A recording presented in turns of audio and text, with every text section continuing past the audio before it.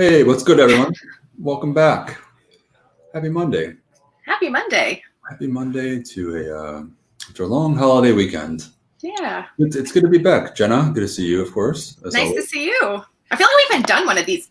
I'm getting aggressive here. I feel like we haven't done one of these in a long time. It's an aggressive month. I mean, it's an aggressive time. I was thinking the same thing. I was like, when was the last time we did this? And during you guys know, the onset of the coronavirus pandemic, we were doing these quite regularly. I mean, we're all confined at home, and many of us still. I feel like you've been doing some more streams than I have, but we haven't done tasting for a couple weeks now. I know. It feels like it's been a really long time. I'm excited. These are my favorite. I wish we could do these every day. Yeah. So, I think, first of all, welcome, everybody. Tom R., good to see you, man. First in the chat, as always. Chicago represent. Let's drink whiskey. It's back. Let's drink whiskey. I think you guys are really kind of all-stars of our society live streams. Tune in. Wes Jolly's here. Pickley Dew's back. Good to see you guys.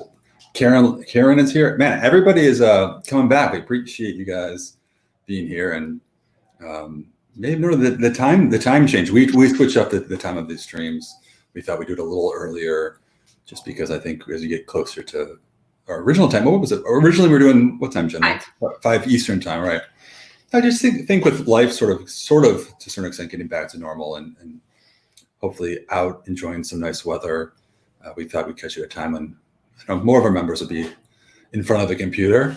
We're not going to tell you not to stop working and doing whatever that you're doing, but we're glad you can be here today. And so I'm excited for this one. What do you think, Jenna?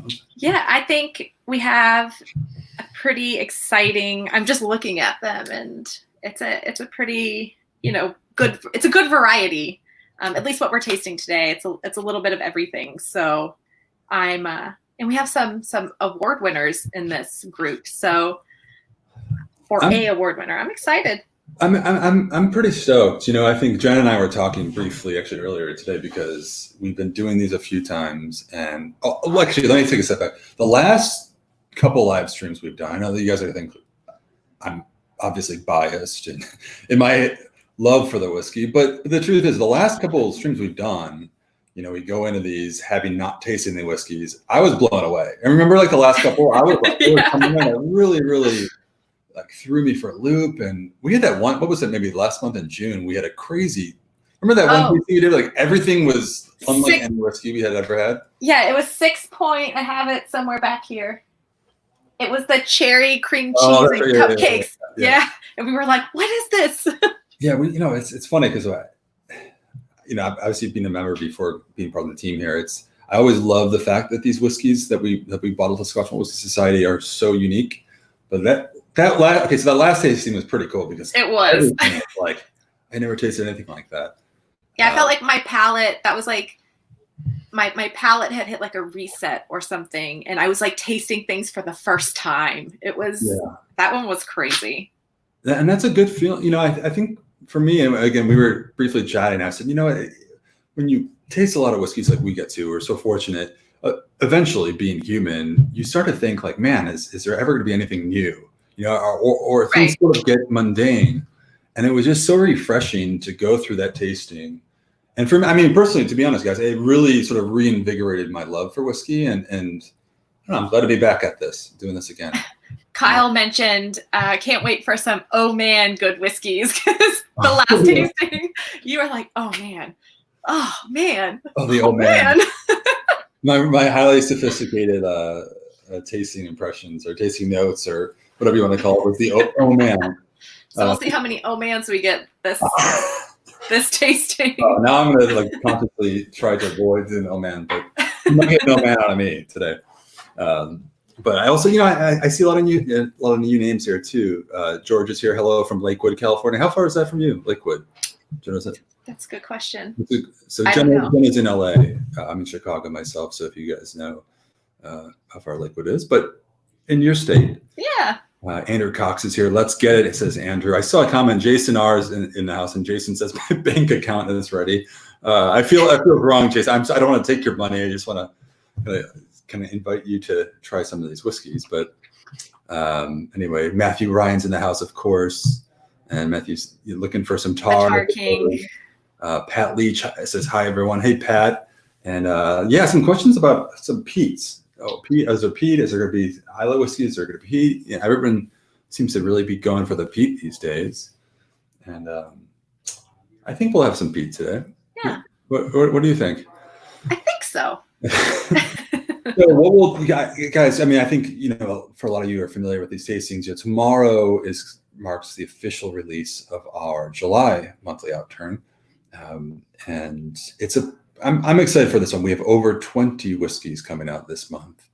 And what we've done is we've handpicked a selection of 5. And, I think realistically, you can only taste so many at once. But actually, you know what? Maybe we should figure that out. Maybe sometime we should just taste them all. I don't know. What do you guys want to see us taste them all sometime?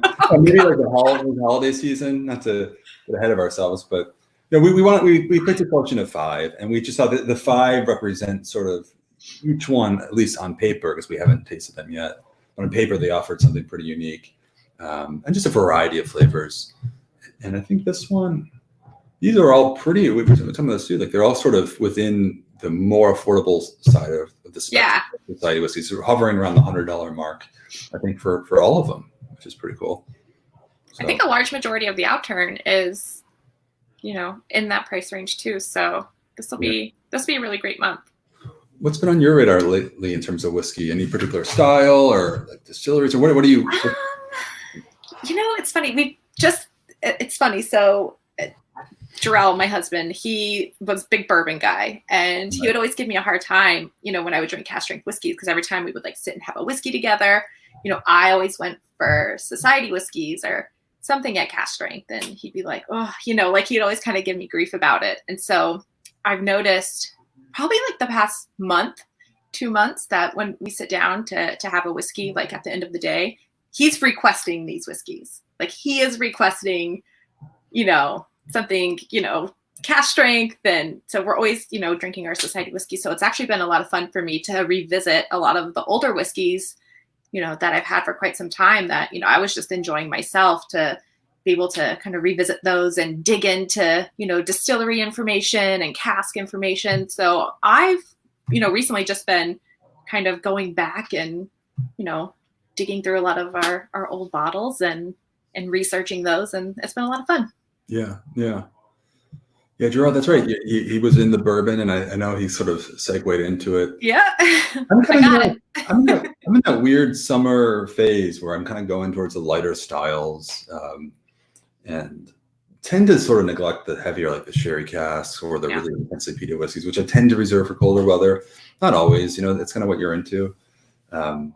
So we'll see. I think we got a variety here. And so the point I said, should we ever taste all the whiskeys in the Outturn? That would be fun. Some comments. George says, wow, about 6 hours it would probably be.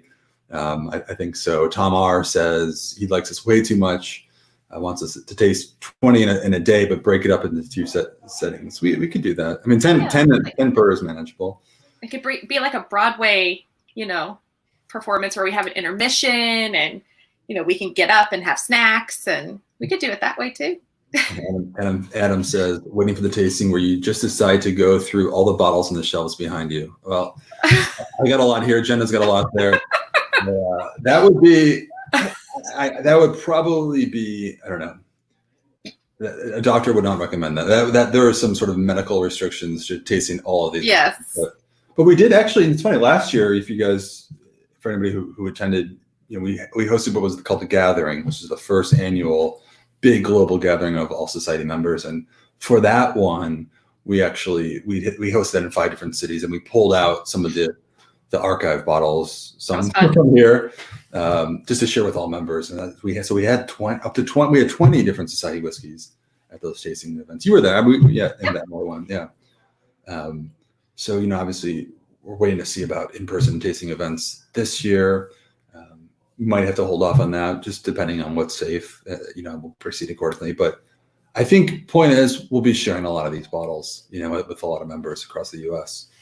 So, all right. So you want to start us off, Jenna? You have the bottles. Jenna has the bottle. She sent me the samples here, so I've just pre-poured 5 different samples, and right, well, let's kick it off. So the first one is, and it's funny, when I opened this, when I, was making samples and I opened this for the first time, the nose was so aromatic. It just filled my whole room. And I was like, this smells so amazing. Like before I even smelled it, before I even had a chance to taste it, before I even poured it, just the aromas that came from this bottle were pretty amazing. So, I already poured it. What am I talking? I'm trying to pour it again. Making a double tasting. I guess. It's only noon here. So the first one is Cask 82.24 Summery Pear Orchard Perfume. And this is an 8-year Highland, and it is from a second fill ex-bourbon barrel, and it is at 63.6% ABV. So here she is. Yeah, so I dropped where's my finger? Yep. I dropped the description down below too. There. And I mean, Jenna, you called out, on the bottle, does it say ex-bourbon barrel specifically? Because I know second fill ex-bourbon barrel, yes. You guys might see on our website in the shop when you go and look at each individual bottle, it doesn't always specify ex-bourbon barrel. If you see the term barrel or just hogshead as the cask type, by default, it's usually American oak ex-bourbon. And if it's anything else like a sherry, we'll typically specify. So I think when in doubt, assume that it's ex-bourbon, American oak ex-bourbon wood. But it sounds like interesting. The bottle does specify, but yeah, the description below is actually from the shop. Oh, what will be there tomorrow, I should say. I just think the nose on this is so lively and summery. Summery pear orchard. Yeah. I saw, it's funny, I saw it fits it. I just asked about juicy oak and vanilla, and forgive me. Oh, here, Anthony Cranes 420 says, hoping for a juicy oak and vanilla offering this month. There you go. Boom! I saw that right away. I thought,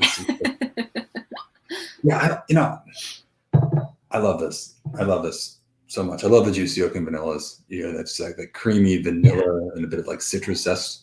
Very creamy. It's a very creamy nose. Like it smells like custard, like pear. Like a pear tart. If you've ever made like a pear tart where you make the custard and you pour it over the pears with your crust, this is it. Oh, I almost said, "Oh man!" Like right away. This is just it's just such a satisfying aroma. Like for the summer, like it just really, and I love that you can sort of smell texture. Like, does that make sense? Like I think it's absolutely. Like it just feels thick and really dense. Yeah, it smells like the way custard tastes. Yeah. It's crazy what your senses will, put together. Whiskey like this, Highland Distillery, as it's sort of disclosed. This is one of those whiskeys. Sometimes you wonder, like, is it a Highland whiskey? Is it a Speyside whiskey? The two regions have sort of similar styles. I guess they have two different distinctive styles, but there's a lot of sort of overlap in terms of what is what. And I think when tasting things blind, it's really hard to pick out sometimes what's a Highland whiskey, what's a Speyside. Yeah. It's from Highland, but it has this sort of like orchard fruit, dollop of honey, sort of Speyside characteristic. For sure. But it's like denser. I feel like Speysides are like crisper to me on the nose. Like that. They're just, I don't know. This is like dense and like creamy. Whereas I find like, I think, Jack Marius asked, comparing this, the pearness in Glenfiddich 12-year to this. I mean, this is like a much denser, gooier, like concentrated version of that pear aroma. Like I'm getting like a very dense, just pear punch to the nose. Yeah, I think that's a good call because Glenfiddich 12-year, that's one of the probably, if not the best-selling single malts in the world, and so sort of a benchmark to compare all different flavors and aromas to. Just from memory, and it's different because you're right. This is cask strength, and so the intensity is just it's deciphering this is different than the Glenfiddich 12, which is 40%, I think ABV. Yeah. That's probably a bit fruitier. This for me is a bit more on the vanillins and the honey, if that makes sense. But the pear note, like the fruit, is definitely there. Yeah, it's just a much more concentrated version of it. Okay, I'm ready to taste it. Cheers. Cheers.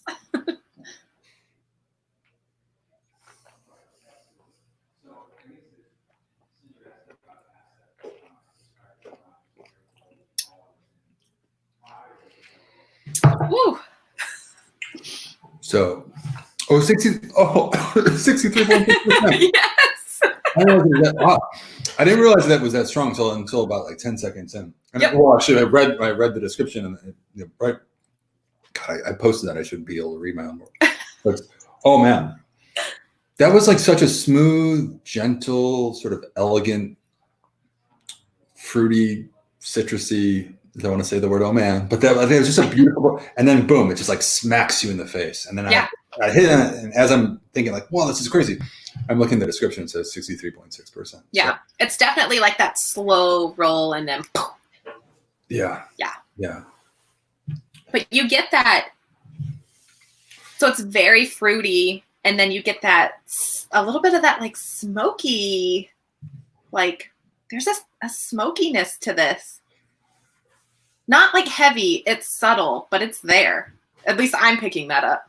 Yeah, I don't think I got the first time. I mean, I was so concentrated on sort of that gentle, fruity note. Get like a wood smoke. I had a little bit of water too. I think one oh man says something straight. That wasn't an oh man yet, but I love the juicy vanilla. I just think too there's such great value in some of these. I mean, I should say all the whiskeys, but particularly in these, if you like the American oak style, the juicy oak and vanillas tend to be a bit more. Those casks have a bit more cask influence, meaning the woods and all the bourbon notes tend to come through on those ones a bit more than say like the Young and Sprightlies, which are sort of a light pink shade. If you can't see behind her, I love the wood influence on this one. Yeah, and with this being second fill, it's still pretty. It's there. Yeah, I probably would have guessed it's a first fill fresh if I just tasted it blind. I mean, there is a lot of wood influence, and that's not to say it's like oaky, but it's just everything that comes with the wood, from the citrus to the caramel, to sort of that wood smoke that you picked up. I got to go back for that. I didn't get that the first time.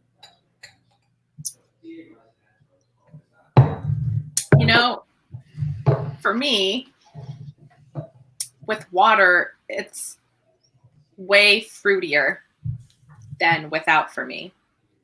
There's like that, there's like a grassy earthiness that I think comes with a lot of Highland whiskeys. And I just got that little smoky earthiness.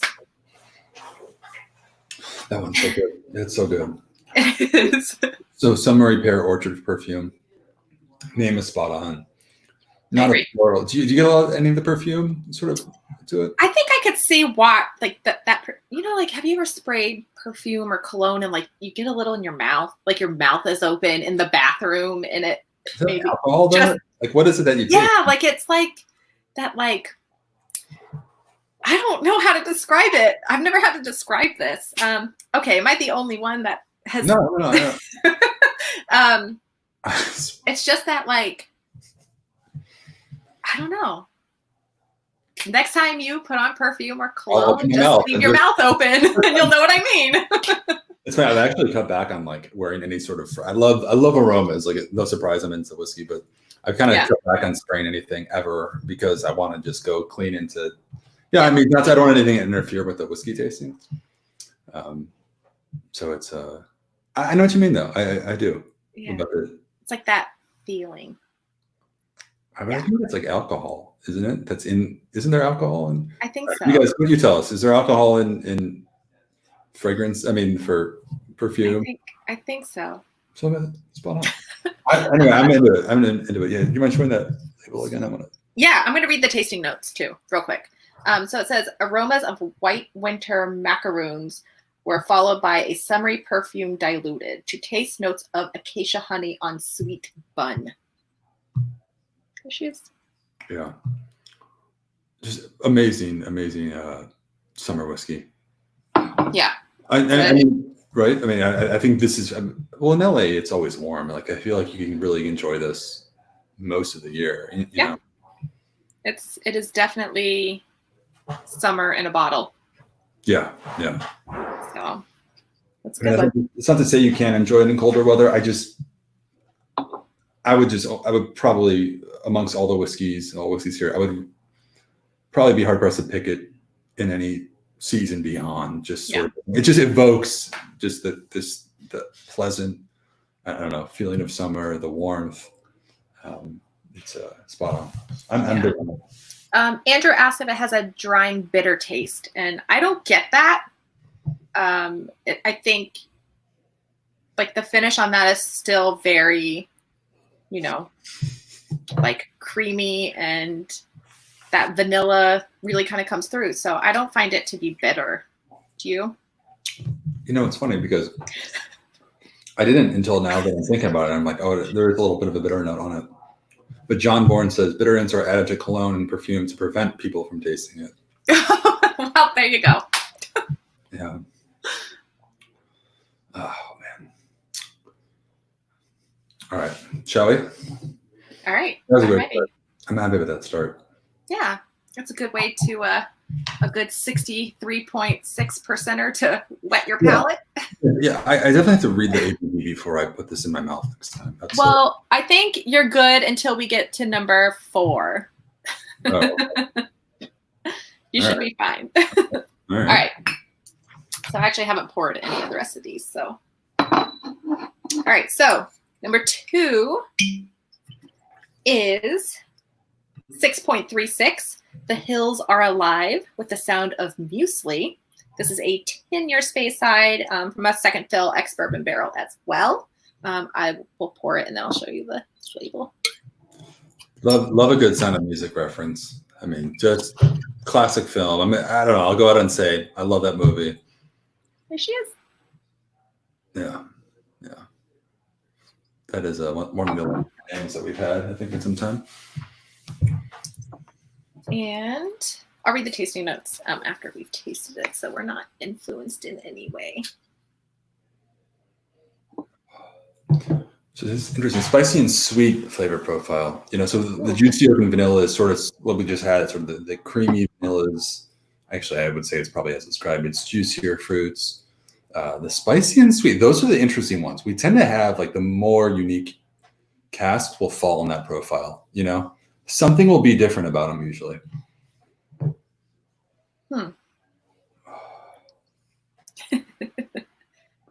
So this is the cask after the cherry cream cheese cupcakes. So that was a 6 as well. Yeah, but so different. This one is very different for me. Huh? This one's a bit more floral. Yeah. Oh yeah. I'm actually getting like a little bit of that like new pool float smell. Wait, we've had the new pool float. I know. You said that the last time, right? The new pool float. I can't even that like smell of opening a pool float. Yeah. It's like that, but like very aromatic and floral, and there's like a woodiness to it. I don't know. This is bizarre. I definitely get like a vanilla, like a French vanilla ice cream. There's not sweet or sugary, but it's just there's a nice interplay of vanilla and cream, and it, I don't know. Yeah. Don't evoke anything cold, but it's like vanilla ice cream's coming to mind. A little bit of sandalwood. Sandalwood. Okay. I have a little bit of like there's like a woody, some type of, that's it. Yeah, just like a very faint, sort of exotic note. It's not like oaky as we describe. Nothing about that aroma is overly oaked. You know. No. You know something like a bourbon, you know, like, oh, that's a ton of wood. For instance. No. Yeah. This is just, it's so aromatic. This one, it is. I feel like it's like you're in a pool in the middle of like a forest that has like a bunch of flowers in it. So you're getting like those forest, like woody kind of damp smells, but then it's floral. And then you're just in a pool opening a new pool float. There you go. I feel like we, you know, the society, we should just stop using words to describe things, and we should just paint pictures. So like every single one, there's just a picture of all these things going on in a pool float, wearing sandals on a piece of wood. Like, in the middle of a forest. We'll just, you know, I feel like everybody's literate here, but in case there are, we can just do a total visual representation. And I think I that would love be that. probably, I don't know. I feel like these can end up in a museum. So, Yeah, I think that's a great idea. I really think, whiskey does paint a picture. and there's so much going on in this one. There's Yeah. so much to decipher. Yeah, this is fun.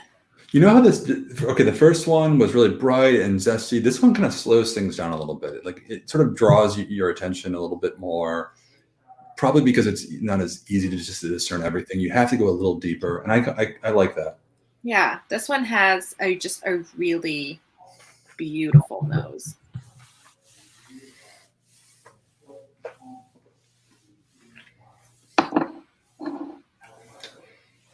It is spicy. It is. Oh, there's like I get like a black cherry note. There's some fruit. There's more fruit there on the palate. With that spice, like a bit of like a little cinnamon, maybe a little herbal. I get you say flower bed. You said something about flowers earlier. Yeah, it's like there is a floral note to this. Yeah, I get more of that on the palate. This reminds me of a Black Forest cake. Black Forest cake. Yeah, I've not had one. Oh man. Like that cherry note, that like there is that cherry like burst to this, but then there's like a chocolatey. I'm finding like a little chocolate in there. There's a question of when do these come out again? These are all coming out tomorrow at 1 p.m. Eastern. So we'll send out an email too, time of release, but check at 1 p.m. Eastern. They'll all drop at smwsa.com. And I think as we get into the States into some of these, obviously everyone is limited being a single cask whiskey, and we only get so many here in the US. So just keep in mind at this point, we're bringing out a lot of whiskeys to choose from. Some will probably likely move pretty quickly. So if you're really into it, if you like what you hear, just be sure to be ready at 1 p.m. and check out pretty quickly. So yeah, this is more thought provoking. It's not like hey, it's summer, we're outside, it's fun, blah blah blah. It not to downplay, I think, the enjoyment of the first one. It's a bit more thought provoking. Probably maybe I don't know, with dinner later in the day. Yeah, this is like a museum whiskey. Like you want to go and sit in front of this painting and just study it for a little bit. Yeah. That's this one for sure. Yeah. That's really good. Yeah, I'm down with that too. I'm really down with this. Yeah, and so you mentioned how if this is 6.36, the 6.35 was the cherry cupcake one that was they're not alike, No, gosh, no. And just something to keep in mind, guys. We're acquiring casks from all over distilleries all over the world. There's no similar. There's rarely, I shouldn't say rarely. There are some instances, but generally, there's no similarity from one cask to another. It's just simply the order in which it's approved, and once it's time to be bottled, we'll bottle it, and the next one in line will get the designation of 6.36 is this one. The next one will get 6.37, but the next cask get approved and bottled isn't necessarily going to be resemblant of the one before it. It could be, but more often than not, that's not the case. Yeah, this is. I really like this. Yeah. So very, very different. Very different.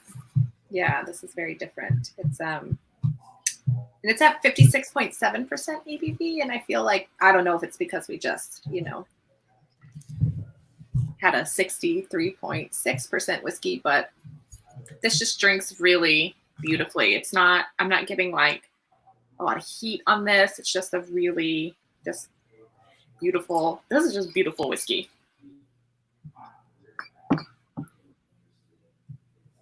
I'm not really sure what muesli tastes like. I don't know if I'm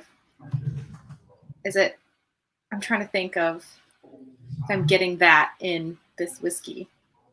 It's like an oatmeal dish, often, oats often served with like different seeds and like dried fruits, Okay. I want to say traditionally German, Swiss or German is what my last name is. Yeah, it's same.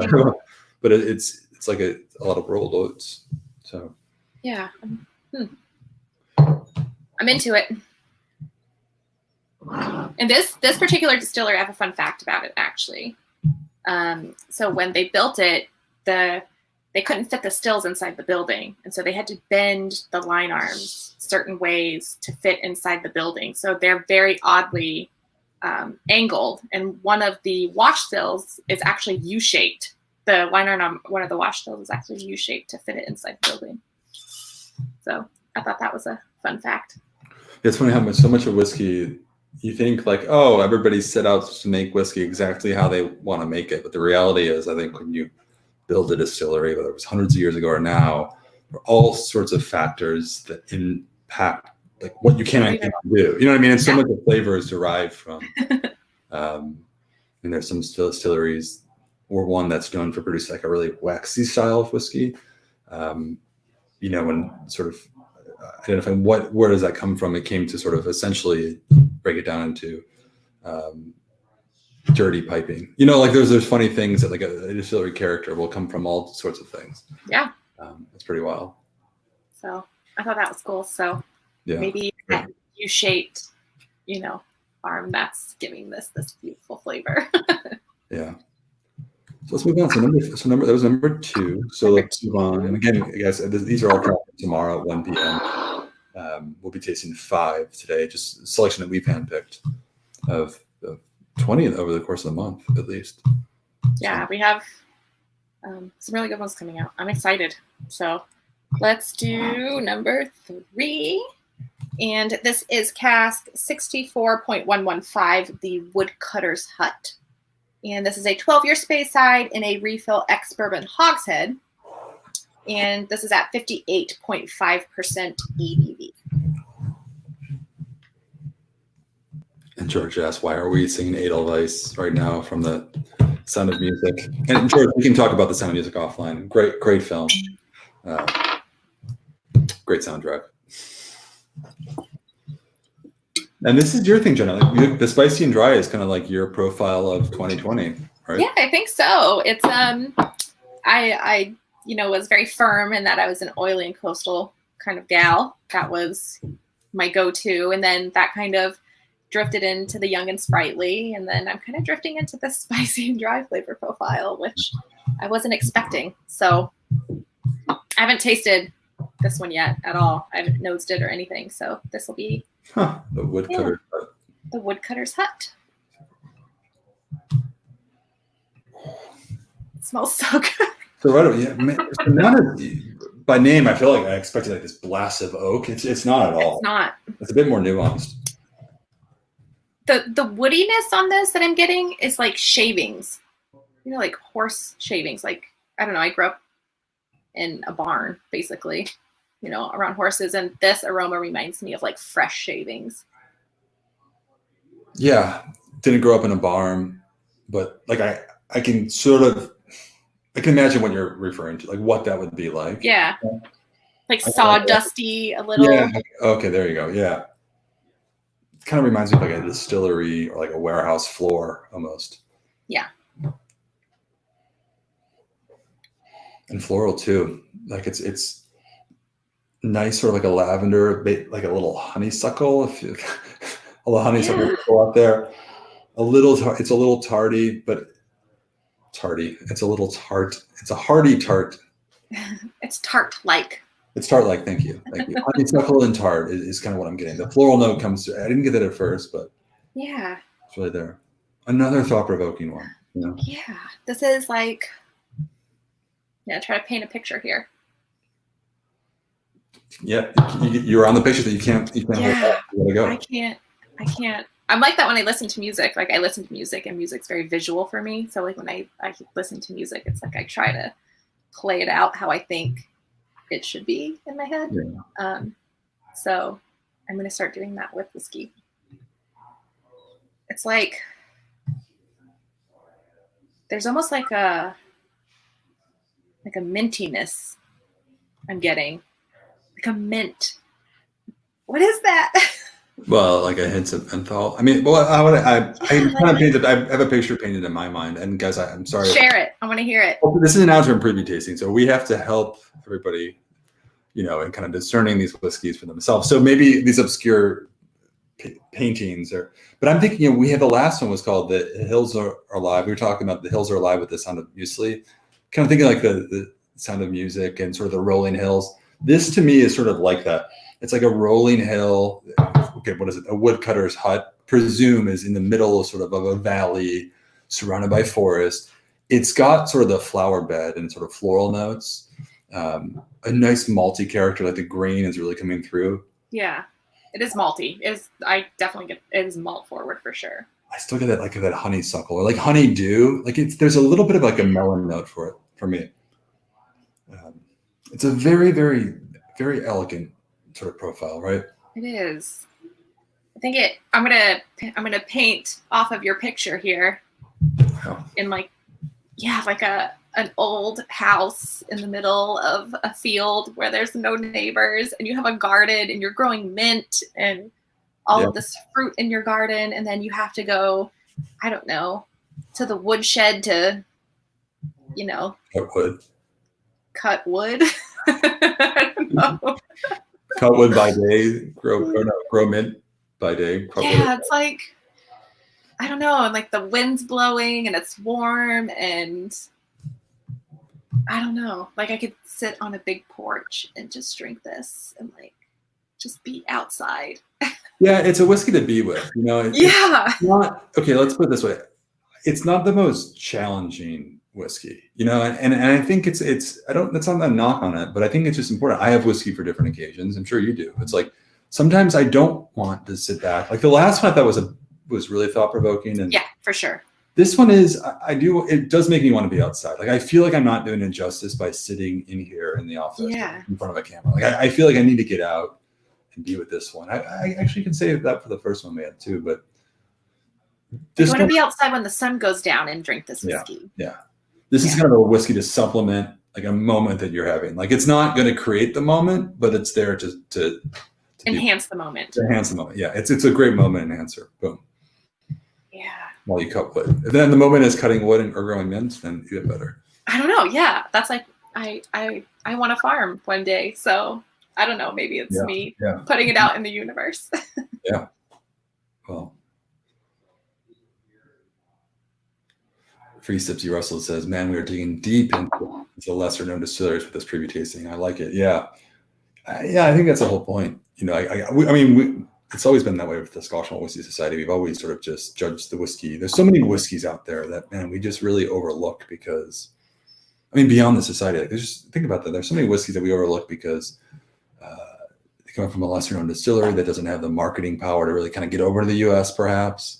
And there's just so many fantastic whiskeys. So uncovering these has been obviously a real privilege to be able to do so through these. And yeah, we got some nice little variety. Yeah, this particular whiskey, I don't know if anybody out there purchased the Amber Waves of Grain. That was our US exclusive 2 years ago, right? 2018. Yeah. This is the sister distillery to where Amber Waves of Grain is from. Well, that was 46 and this is 64. Interesting. Wow. Anyway. Yeah. Well, they're sisters. So. Yeah. Did you taste this? One brother, one sister. I mean, it could be, you know, I mean, I don't know. They're brothers, they're sisters, they're cousins. This is the sister one, this one. Oh, cheers. Oh, I already tasted it. I already have a lot to say. This is stupid good. Oh wow. Oh man. Oh. I didn't want to like burst out and yeah. You know, I mean, you're talking the whole time. Sorry guys. Whiskey's making me blush. Yeah, this is sing. It's a zinger. Like it is so good. Oh man. I didn't know, man. I just didn't know, man. 12 years old. It's got so much development for that age. It's like not what I was expecting at all. Yeah. I don't think the nose and palate match on this. I think that this tastes like a wood shed. Like this tastes like, I don't know. And there is, I don't want to say smokiness again. I don't know why I keep picking that up today, but there is like a, I don't know, it's really good. And it's like it's explosive. This is an explosive, flavor profile. Yeah. For me, I'll go back to it in a moment, but it just sort of like fell apart on my tongue. Like I sip on it, and then it just sort of like spread out evenly. All this flavor distribution was wild. That was my reaction. And I have like this old leather note to it on the palate. Yeah. And then I get on a lot of older whiskey. So maybe that's why I was thinking, wow, this is 12 years old. It has some qualities that you really tend to pick up in older whiskeys. Then the nose, the aroma, we were so kind of like, oh, it's elegant. Let's get outside. And then I tasted it, and it's like a different. It's a beast, It's a beast. Yeah, this is a beast, and I feel like this drinks higher than 58.5%. Like this is like, it shows up. It shows up. Oh, you're saying that you would think it was stronger than I would, yeah. It is so just densely packed with just flavor. I really like the tasting notes on this. I think it's pretty close.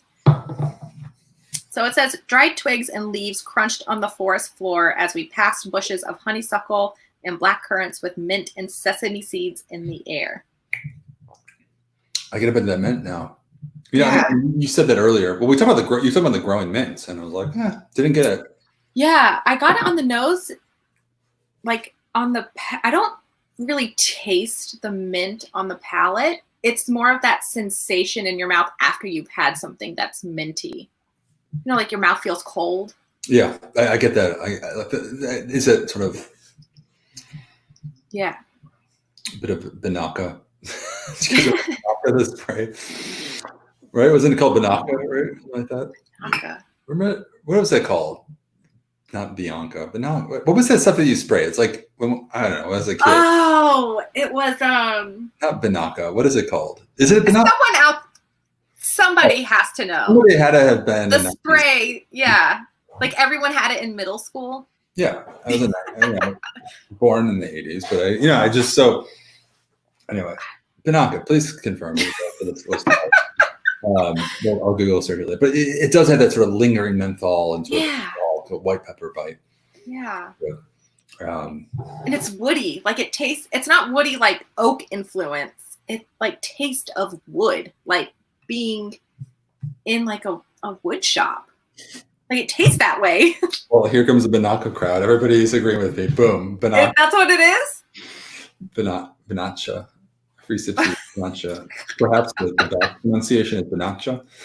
Banacha. Anyway, so Let's Drink Whiskey says, I've noticed that a couple of the spicy and dry it really opens up over time in the glass. Ultimate Truffle is a good example. We talked about this one, the aroma so long, I wasn't really even tasting, and then I kind of forgot to taste, to be honest. We got caught up in the conversation, the picture. And so it's had some time to breathe, for sure, this one, before we tasted it, right? Yeah. It's I really like that. Yeah, I'm impressed. Yeah, the last few, I can't remember off the top of my head the names, but I know I think I have one back here, 55.58, the Playing Golf's All About the Lie. Why are you laughing? So I'm listening. I'm listening. I just think of the Banaka and Bill said, old enough to remember that imperative on a first date. Like I was too nervous to ask girls out on dates back then, and but I felt like I had to be prepared. That's why I did not have it on hand at all times. So that's the kind of kid I was. Surprise! Sorry, but I didn't mean to. I love where this is going today. The Banaka, the nostalgia. Yeah. Yeah. I wonder if they still make it. Sinatra Blast, just a shot of JD. All right. Okay, let's well done, Tom. Sriracha. Everybody's asking. Sriracha. What rhymes with whatever sounds like Banaka or Sriracha? Anyway. Okay. Wow. Or maybe were you describing a? No, I'm just saying some of the spicy and dries that we've had over the past few months have been really impressive. I've really liked a lot of those. Yeah. This is one I think I know we got to move on too, but we're going slow on this one. But I feel like when you open it first out the bottle if you just taste it, if you guys pick up a bottle yourself, I do feel like it's going to probably take a little bit of time to first open up. And then, what we just did, Jenna, like we talked about that for an extended period of time before even tasting it. Like we sort of analyze it.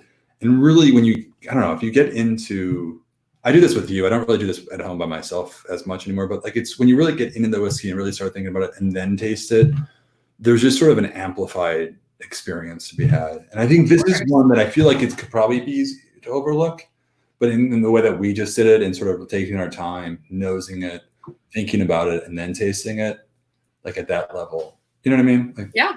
It's like when you have whiskey with friends or you have somebody there to talk with, about the whiskey. It tastes better that way, versus just being by yourself and kind of dissecting it that way. At least for me, I always enjoy whiskey, and I just feel like it's amplified so much more when I get to enjoy it, with friends and talk about it. Yeah. So, I mean, that's what we're doing now. Yeah, I guess it's like watching a movie, like a trilogy. It's like the third part, and you show a friend like, hey, watch this scene of this movie that has so much weight because the character development has led towards something and something happens. And they haven't seen that, and they watch the movie like, oh, all right, cool action scene. But really like, oh, but Vader is his father or something like that. Like, okay, whatever does that even mean? So that's kind of, I felt like that a little bit. Like taking the time, going through it, nosing it properly, and then tasting it. It's like, boom, much more impact. I agree. That's why these are so much fun. Anyway, right. That's the winner of my book. Yeah, let's go on. So now we're going into sort of more in your face territory, right? Well, yeah, prepare yourself for this one. This is going to be the highest ABV that we're going to have today. So higher than the first one. And this little lass is an award winner. So 35.247 in a tabanco in Jerez. And this is an 11-year Speyside and a second fill ex Oloroso, but at 65% ABV. Yeah. And there she is. And she won gold at the San Francisco World Spirits Competition. And she also won silver at the Independent Bottler Competition for a Speyside 12 years and younger. Yeah. So the San Francisco World Spirits Competition, it's funny. I've always been, I don't know. In my opinion, the award shows has always been sort of up in the air. But then a couple of years ago, we won best in the show, like the number one spirit of all, 4,000 plus, and it cast 29 point something. Yeah, I don't remember off the top of my head either. We arrived. Oh yes. Anyway, it's somewhere over here. Yeah, I think I have one somewhere too, actually. But it was crazy. I mean, look, winning a big award like that was crazy. And so we've been fortunate to pick up a few. But ultimately, I've always felt like this is special that we did have a gold medal for this. But technically, every one of our whiskeys should be an award winner because we have a tasting panel that assesses everything blind, bottles only when ready. And so it's almost like we have our own sort of spirits competition in-house, even before everything's bottled. So we're very fortunate as a gold medal winner for sure. But just something to keep in mind, every whiskey, we only submitted so many to the competition. If we had submitted everyone, we'll do it. Hopefully not. A lot more than the ones that we did. So anyway, yeah. Doesn't this make you want to go back to Spain? Yeah, I was thinking, I was in Spain. I was in southern Spain in Andalusia, last fall. And I was when were you there? You were there in like September 2019. So, September, yeah. And then we went in November. Oh, that's right. Yeah, you went. That's right. We went right after you. Yeah. Didn't go to Jerez. Jerez. But I was out all throughout there in Andalusia, and yeah, I mean, I'm a big fan of sherry overall. And the question is right here: how can this be so dark from a refill? Was it a recharge cast? No. Second fill. Ex Oloroso. Really intense. Just by the first nose, maybe Spanish oak, I presume too. Yeah, I mean, I think it's a dark. Yeah, it's pretty dark. It's dark, yeah. I was going to say it's not as dark as I thought it would be, but no, it certainly is. And I think that does carry through right away on the nose. Andrew asked if this is initially cast in Oloroso or finished. No, this is full term, 11 years old, full term in the Oloroso sherry butt. So 65%, yeah. 65%, yeah. Yeah. And our 35s lately have been some of my favorites. Like I know I'm not supposed to use that word. I know it's like picking a favorite child.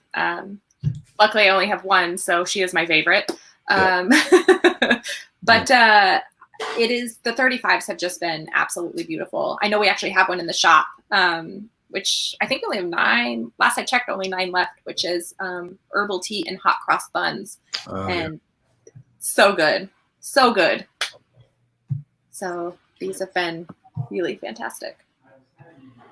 So this is going to be, guys, I mean, this is the question, how many bottles? I want to say we have approximately 90 in the US, big sherry butt that was split all across different society chapters around the world, so this will be probably, sherry casks seem to be harder and harder to come by, especially full-term sherry matured whiskeys like this one.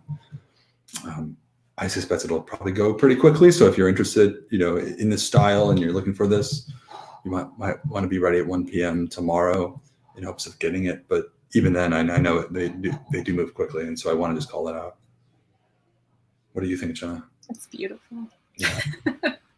Like, it takes me back. I just want it. This whiskey just totally transports me somewhere. I love whiskeys that do that. This just, it's leathery and like dusty. There's a dustiness to this that I really love. Yes, there's a question here too. That's I think people are asking too, is how can it be so dark for being a refill cask? Well, I think there's a couple ways to look at it. One, it's a refill, but we don't know what was in it before. Well, we presume it's a Scotch whiskey, likely from the same distillery. We don't know how long that spirit matured in that cask before. Perhaps it was a shorter period of time, leaving a lot of sort of cask residue. I'll use the term residue to then influence what comes after, which is this. Also, I would say nature is wildly unpredictable. There's not always necessarily a direct or sort of perfect mirror correlation between cask and age and spirit. Some influence color more than others. And so this was just a really sort of influential cask in this time. Anyway, I'm just calling the fact that there's a lot of reasons, and this is actually pretty common. I've seen a lot for 11-year-old refill. We've certainly seen, I'm just looking back on the wall here of all the other Diedrich and dried fruits. There's plenty of refill sherry butts that will produce the spirit of this color too. And I think it might look darker even on. Yeah, I was going to say, I think yours looks a little darker than mine, actually. It could be. I mean, looking at it like the lighting, like your room. Yeah, Ben's looks a little bit darker. Mine's like it's like a pretty more amber. accurate, Yeah. Yeah. Oh, it's a dark, but beautiful, like just nose of just like really is. Like there's an herbaceousness, like a bit of like clove. Clove, boom. That's it. Yeah, like a sort of a winter green type of spice to it. Yeah. We went from this sweet summery perfume to this. But I don't feel like this is like a night out. Oh, in a tabanco in Jerez. Yes. Yeah. And the tabanco is essentially a bar. Yeah. Or, it's a bar. It's a bar. It's a bar. And this is raising the bar, I gotta tell you. Yeah. Oh, I wish I was in Spain in a bar eating all of those delicious just meals and drinking this. I'm pretty happy where I am right now.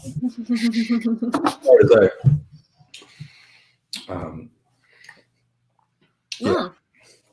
65. I think my palate's really acclimated because that is really strong, and I'm pretty easily. Really nice sherry profile, like the with the dark fruits, bit of cinnamon. I definitely get. It's like the classical Oloroso sherry cask. I agree, but it's not so cask heavy where it's like all you taste is the sherry. No. There's a nice fruity spirit beneath it. There is. Like a nice multi profile. Yeah, I find that a lot of those sherry bombs, it is so intense and upfront, and all you're getting, are those sherry notes. But this is a really great balance, and I think that you do get that maltiness. Like, I don't know, that like sherry and that maltiness kind of creates this. There's like a dustiness to this whiskey. Like it's it's dusty. Yeah. It's like if you poured a bottle of Oloroso sherry all over the floor of the woodcutter's hut. Yeah. And then you stepped outside into the mint garden. Yeah. And just did the cinnamon challenge. You know, like, and then boom, it's this whiskey. That's the picture I painted. Yeah, like the sensation it leaves like in like your mouth. It's like dusty. Yeah. I can't get over that, and I love that. This is a proper sherry bomb, guys. I mean, it's beautiful. It's a sherry bomb, and really, really well balanced, which is what I love. You know, and I think the only reason we're not doing the oh man for this one is probably because sometimes you want a whiskey that really throws you for a loop. Other times you want something that just hits the right notes, and it is exactly that. And I think this is a proper sherry bomb. I agree. Yeah. But again, it's not like aggressive, in your face, just dominating sherry. Like there is still, you still get that malty spirit. And that's really fantastic. And it was distilled the day before my birthday, so maybe that's why I love it. It's a March baby, like us, Ben. It's a March baby. It's a March baby.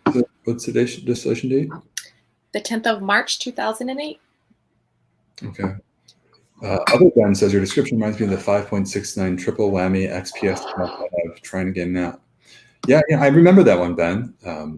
Also, Ben. Very different. This is a very, very different whiskey. I mean, that one I recall is American oak, and the memory of these casks sometimes even gets past me. But that was I believe that was 17 years old. It was something in the teens, and it was American oak, and then Pedro Jimenez sherry finish. That was sort of more of a malty, fruitier style of whiskey. This is more sort of a bold, spicy, herbal, nutty type of whiskey. So a bit different. Jack Mary says Dusty Oloroso is my rap name. Dusty Oloroso. I like it. Yeah. Can I read the tasting notes on this? Yeah. Did you? No. I didn't. Not on this one. You know, I have to read them. So it says, imagine you are in a tabanco in Jerez at midnight, enjoying the flamenco rhythm of a buleria and taking in aromas of blood orange and cherries. Yeah. It's a night out whiskey. Yeah. It's beautiful. Yeah. With all the Hamoni Iberico. Oh. I think I ate my body weight in that. Like I could literally just eat that for breakfast, lunch, and dinner. I think Hamoni Iberico is my rap name. Like that. Oh, gosh, that sounds so good. Shall we move on? Fifth and final, guys. We've been moving kind of slow. Sorry. No. These whiskeys have been great. It's been great catching up, but last one. We'll try. Yeah, we try to keep them in an hour. No, we don't have to. If you guys are having fun, we're having fun. So. That's for sure. So this one, okay. I won't say anything. I've been waiting for this since I saw that it was coming. Yeah. Way down the line. I was like, okay, wow. Yeah, I remember thinking July 2020. Man, that's so far away. This is like in January. 6 months away. I gotta wait for this. That's gonna be so great. This year, and then think of everything that's happened in the world since I first saw this on paper. I can finally taste it right now for the first time. I'm stoked. Okay. Are you ready? Oh, yeah. Sorry, Aaron. Go ahead. Okay. Cask number 66.164. I like big butts. And I cannot lie. This is a 7-year Highland whiskey. Initial cask was an ex-Oloroso butt. And the final cask was a second fill ex-sherry butt. And this is at 61.8% ABV. Yep. There she is. That's what she just says crap. Just for the name. Man. So there's, I guess, a couple of things. The name is really catchy. And it is. It's a reference to the fact that it was matured in a Spanish oak sherry butt, which is... Two butts, yeah. Yep, better than one. I mean, the fact is, but that's where the name butt comes from. It's the cask type, and we don't see this often anymore. It's the combination of the peated spirit in the sherry butt, or the wine cask. I don't think I've ever seen like a double matured, both in sherry, peated whiskey. At least since I've been with the society, I don't recall seeing any. Maybe. I mean, I'm just trying to think of. I mean, I was just referring to any sherry cask or I mean, simply because the combination of the two things independently, sherry cask whiskey is so popular right now, as is peated whiskey. So combining the two is like mind-blown experience, and it's something for years it was like my favorite style. Oh, I love the combination of peat in a wine cask. Yeah. You just don't see that around as often anymore. I think those two components independently are so popular. So yeah. Anyway, go ahead. What you getting? You tell me. You start off. So, because I'm full of fun facts today. So this particular distillery is interesting. They have a lot of fun facts, but they apparently source their peat from St. Fergus, which is in like northeastern. Like if you're looking at Speyside in the Highlands, that little corner, it's like in the northeastern part of that. But it's funny because I know we had some of the, what was it, 63? 16s. The 16s kind of have that. There's like a meaty quality to this that I find in the 16s, and I'm finding that there's like a meaty body to this. I don't know. So this was matured for 5 years first in American oak Oloroso sherry bud, and then transferred to a European oak Oloroso sherry bud. And the question is, why two different types? Two different types of wood. And I think a lot of times we think of sherry cask as all just being sherry cask, but really the species of wood will really play into the character of the whiskey.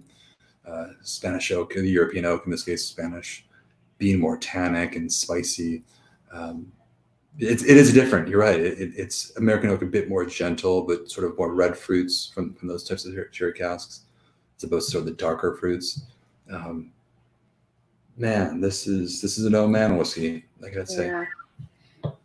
I haven't tasted this yet. This is Nor have I. my first time nosing and tasting this, and it's so the notes on the bottle say deep, densely earthy, warming, peppery, and elegantly smoky, a robust and serious example of the make. Robust is a great way to describe the nose on this.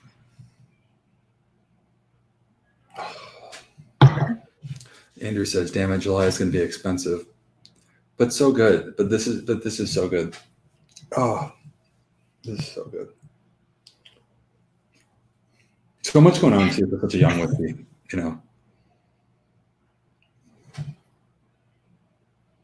Like there's a real like sense of place to this. I just feel, I don't know what that place is. I just feel like I feel transported, you know. I really love the earthiness that Highland peat gives off. You know, where like Isla peat, you're getting that coastal salty, you know, like salinity in your peat, but these Highland peats are so like earthy. I don't know. It's and like, sorry. Like wet forest or like wet, I don't know, like I imagine, you know, like I'm in Outlander or something and I'm like just like going through like the wet earth in my big dress with a huge petticoat drinking this whiskey. So it has like a wet earthiness about it. And I really enjoy that. Yeah. Yeah, this is the combination, you know, going back to the combination of peated spirit in a wine cask, in this case being sherry. I don't always find it the case that all Isla peat works well in a sherry cask. Sometimes there can be sort of a conflict between sort of the coastal. Now it works great sometimes, so don't get me wrong, I love the style, but there are some that I find that are too sort of maritime, like they really sort of had that sort of iodine and brine, and sometimes that doesn't go so well, in my opinion. This is my opinion with the sherry cask, but sort of this Highland peat, sort of just the bright, sort of the lighter peppery style, I think just adds sort of like some gun smoke to that traditional sherry profile, which I think is just fun. I tend to lean towards that, you know, but it's just so hard to find. It's so hard to find whiskey like this. Yeah, I agree. That strength form, you know. I was going to make that reference as, I remember when I was first getting into whiskey and tasting a lot of like Highland peat or just Highland whiskeys in general. None of them tasted like this. None of them tasted like any of the whiskeys I've had, the peated Highlands I've had from, the society. Like they just, I don't know. It's just different. This one gets me pretty pumped. I'm trying to, contain myself, but this is absolutely stunning. Yeah, this is a whiskey to be with, and it's like one to pause and reflect on things. It's the kind you just want to. Yeah, it's like that end of day pour a dram like in a quiet room. It's my favorite place to have a dram usually. And just sort of like think about things. It's really late at night. When you don't want to take any more melatonin, so you just have a dram instead, and it's like, damn, this is so good. You know what I mean? It's just like going there with it clears your mind. Yeah, it really just gives you, I think, nice perspective. It's phenomenal. It's a phenomenal whiskey. It really is, and like for me, it tastes like, imagine Scotland, like just a quintessential Scotland, like Scottish landscape, and like this is that whiskey. Like this takes me to that picture of, I don't know, it literally just takes me there. Yeah, I think it's a real personality. 7 years young, and the cask influence. It's sherry cask, but it's funny that it was double matured too in two different types of sherry. Yeah, it's not so extreme. Like the sherry profile is there. It isn't a peated flavor profile, as you guys can see below, which is a green. And if it were really heavily, if the spirit were really heavily sherry influenced, it would likely be in perhaps the deep rich and dried fruits. This is more of a peated whiskey with like a sherry undertone. Yeah. But I think it's really well balanced and maybe reflected in this color, which again we've sort of concluded that my color scheme here is darker than yours, but mine's not quite as dark. Yeah. But Bill made a comment. Let me go back. That he hasn't had many whiskeys outside or Highland peat outside of like Highland Park. This is very different to me. This is just a richer, denser, like meatier, earthier version. I don't find this to be like as floral or like heathered. I find this just to be a little more robust in the peat department. Yeah. This is a no-brainer one for me. Yeah. Yes, so I think it looks like we have about 90 bottles. I'd say if you're interested in this one, we have more than 90 people here with us today. So it's obviously to go very, very quickly. I think if you can pick one up, great, share it with friends, enjoy it. If for whatever reason it does move really quickly, you can't pick one up, don't worry. We have a lot more coming out down the road too. And I think we'll have and beyond. We've tasted 5 today, but did we conclude that there are 20 in total tomorrow coming out? I can look. And just to kind of give you guys a little heads up. Oh, we will have another Islay whiskey in a wine cask. 20. Interesting. We'll have that. We'll have some PX casks. We're trying to look all across. We'll have a 1 dot coming in. Everybody loves the distillery ones. We have really no shortage tomorrow and we have more Oloroso sherry butts too. We have there's so much coming out tomorrow. Apologize we couldn't taste them all today. We just had to do these 5. But again, I still want to bring out this idea. I think we should taste through a lot of them sometime. We'll do like a quick fire tasting. We did that for a festival. Did we do that for a facial? We did 6, right? We only did 6. Was it 6? Yeah, we did. I felt like we rapid fired through those. Yeah. So, that was a question about age. Is there any older ones? We definitely will have one. That's it. It's 20 years old. 20-year-old sherry butt might be kicking around there tomorrow. So, again, we have a lot, and that's pretty exciting to see. So check it out tomorrow. That's 1:00 p.m. Eastern time at smwsa.com. And, we have a lot in store this month too. So check out the Outturn tomorrow, a huge selection. We'll have more down the road too, obviously with a mid-month Outturn.